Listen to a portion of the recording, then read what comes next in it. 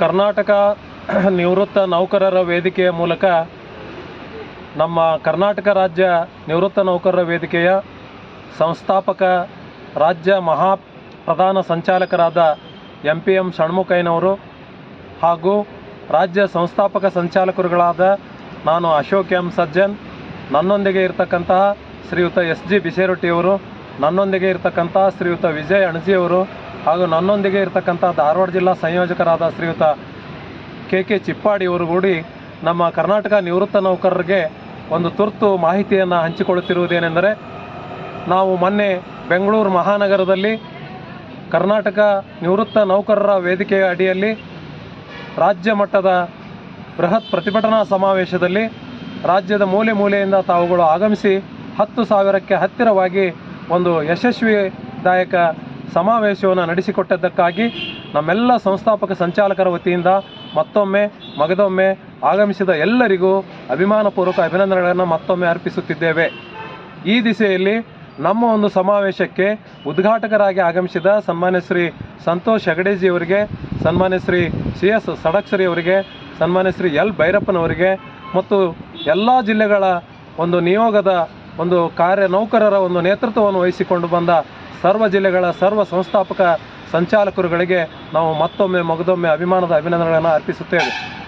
ಈಗಾಗಲೇ ಕಳೆದ 2-3-4 ದಿನಗಳಿಂದ 1/7/22ರಿಂದ 31/7/24 ಅವಧಿಯಲ್ಲಿ ನಿವೃತ್ತರಾದ ನೌಕರರಿಗೆ ಹೊಸ ಪಿಂಚಣಿ ಪ್ರಯೋಜನ ಪಡೆಯುವ ದಿಸೆಯಲ್ಲಿ ದ್ವಂದ್ವದ ಗೊಂದಲಮಯ ಹೇಳಿಕೆಗಳು, ಮಾಹಿತಿಗಳು ನಮ್ಮ ಬಳಿ ಬರುತ್ತಿವೆ. ಸನ್ಮಾನ್ಯ ಈ 25 ತಿಂಗಳ ಅವಧಿಯಲ್ಲಿ ನಿವೃತ್ತರಾದ ನಮ್ಮ ಸಹೋದ್ಯೋಗಿ ಸಹೋದರ ಸಹೋದರಿಯರೇ, ನೀವುಗಳು ಈ ನಿಟ್ಟಿನಲ್ಲಿ ಯಾವುದಕ್ಕೂ ಚಿಂತಿಸಬೇಡಿ. ಸನ್ಮಾನ್ಯ ಶ್ರೀ MPM ಷಣ್ಮುಖಯ್ಯನವರ ಒಂದು ನೇತೃತ್ವದಲ್ಲಿ ನಮ್ಮ ಉಭಯ ರಾಜ್ಯಾಧ್ಯಕ್ಷರ ಒಂದು ಸಹಕಾರದೊಂದಿಗೆ ಅವರ ಜೊತೆಯಲ್ಲಿ ಕರ್ನಾಟಕ ಘನ ಸರ್ಕಾರದ ಆರ್ಥಿಕ ಇಲಾಖೆಯ AG ಕಚೇರಿಯ ಒಂದು ನಾವು ಮೆಟ್ಟಿಲನ್ನು ಹತ್ತಿ ಇಡೀ ರಾಜ್ಯದಾದ್ಯಂತ ವೇತನ ಸೆಳೆಯುವ ಅಧಿಕಾರಿಗಳಿಗೆ ಒಂದು ಏಕರೂಪದ ಆದೇಶ ಬರುವ ನಿಟ್ಟಿನಲ್ಲಿ ನಾವುಗಳು ತುರ್ತಾಗಿ ಕ್ರಮವನ್ನು ವಹಿಸುತ್ತೇವೆ.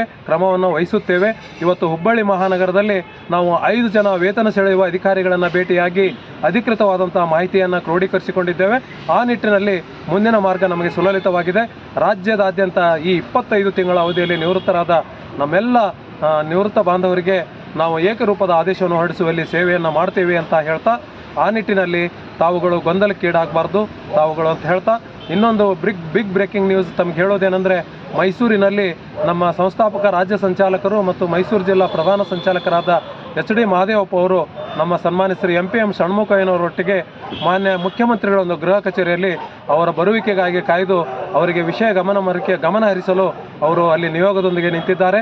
ಮುಖ್ಯಮಂತ್ರಿಗಳು ಭೇಟಿಯಾಗಿ ನಮಗೆ ಸಕಾರಾತ್ಮಕವಾಗಿ ಇವತ್ತು ಸ್ಪಂದಿಸ್ತಾರೆ ದಿನಾಂಕ 20/8/2024 ಅಂತ ಹೇಳ್ತಾ, ನೀವು ನಮ್ಮೊಂದಿಗೆ ನಾವು ನಿಮ್ಮೊಂದಿಗೆ ಅಂತ ಹೇಳ್ತಾ, ಮುಂದಿನ ದಿನಗಳಲ್ಲಿ ನಾವು ಏನು ಹೆಜ್ಜೆಗಳನ್ನು ಇಡ್ತೇವೆ, ಮುಂದಿನ ನಡೆಗಳು ಏನು ಅನ್ನೋದನ್ನು ಮತ್ತೆ ನಾವು ಸಾಯಂಕಾಲ ನಿಮಗೆ ಒಂದು ಮಾಹಿತಿಯನ್ನು ಕೊಡ್ತೇವೆ ಅಂತ ಹೇಳ್ತಾ, ಮುಂದಿನ 2 ನುಡಿಗಳನ್ನು ಶ್ರೀಯುತ SG ಬಿಸೇರೊಟ್ಟಿಯವರು ರಾಜ್ಯ ಸಂಸ್ಥಾಪಕ ಸಂಚಾಲಕರು ಹೇಳ್ತಾರೆ.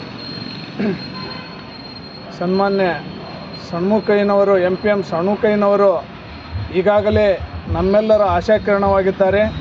ಅವರ ಒಂದು ದಿಟ್ಟತನ ಮತ್ತು ಸರಳ ಸಜ್ಜನಿಕೆಯ ವ್ಯಕ್ತಿತ್ವ ಇಡೀ ಕರ್ನಾಟಕ ರಾಜ್ಯದ ನಿವೃತ್ತ ನೌಕರರಿಗೆ ಒಂದು ಆಶಾಕಿರಣವಾಗಿದೆ. ಈಗಾಗಲೇ ಘನ ಸರ್ಕಾರದವರು ಸಹಿತ ನಮ್ಮ ಬೇಡಿಕೆ ನ್ಯಾಯಯುತವಾಗಿದೆ, ಇದು ಸಾಮಾಜಿಕ ನ್ಯಾಯಕ್ಕೆ ಅಳವಡಿಕೆ ಆಗುತ್ತದೆ. ಈ ಒಂದು ಸಾಮಾಜಿಕ ನ್ಯಾಯದ ಅಡಿಯಲ್ಲಿ ಈಗಾಗಲೇ ನಿವೃತ್ತ ಹಿರಿಯ ಜೀವಿಗಳು, ಬಡ ಜೀವಿಗಳಾದಂತಹ ಇವರೆಲ್ಲರಿಗೂ ನಾವು ಆರ್ಥಿಕ ಸೌಲಭ್ಯ ಕೊಡಬೇಕು ಅನ್ನುವಂಥ ಮನೋಭಾವನ ಮನದಟ್ಟಾಗ್ತಾ ಇದೆ. ಆದ್ದರಿಂದ ಈಗಾಗಲೇ ಅಶೋಕ್ ಸಜ್ಜನ್ ಅವರು ಹೇಳಿದಂತೆ ಈ ಒಂದು ಇಂದಿನ ದಿವಸ ಷಣ್ಮುಖಯ್ಯನವರು ಈಗಾಗಲೇ ಮಾನ್ಯ ಗೌರವಾನ್ವಿತ ಮುಖ್ಯಮಂತ್ರಿಗಳು, ಬಡವರ ಬಂಧು ಹಾಗೂ ಸಾಮಾಜಿಕ ನ್ಯಾಯವನ್ನು ಒದಗಿಸ್ತಕ್ಕಂತಹ ಧೀಮಂತ ನಾಯಕರು ಆದಂತಹ ಶ್ರೀ ಸಿದ್ದರಾಮಯ್ಯನವರನ್ನು ಕೆಲವೇ ಕ್ಷಣಗಳಲ್ಲಿ ಭೇಟಿಯಾಗಿ ತಮ್ಮ ಅಹವಾಲನ್ನು ಸಲ್ಲಿಸಲಿದ್ದಾರೆ.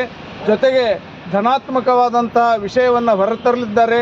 ಈಗಾಗಲೇ ಮತ್ತು ತಾವುಗಳು ಸಹಿತ ಸುಮಾರು 16,000 ಜನರು ಬೆಂಗಳೂರಿನಲ್ಲಿ ಬಂದ ವಿಷಯ ಸಹಿತ ಸನ್ಮಾನ್ಯ ಮುಖ್ಯಮಂತ್ರಿಗಳು ಗಮನಿಸ್ತಾ ಇದ್ದಾರೆ.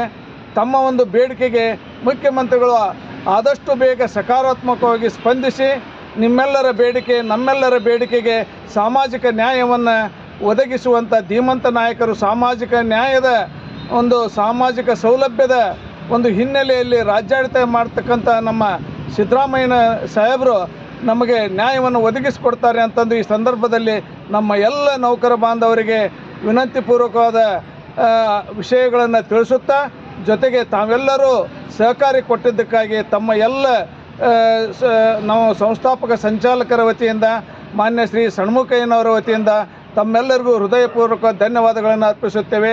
ಜೈ ಹಿಂದ್, ಜೈ ಕರ್ನಾಟಕ, ಜೈ ನಿವೃತ್ತ ನೌಕರರ ವೇದಿಕೆ.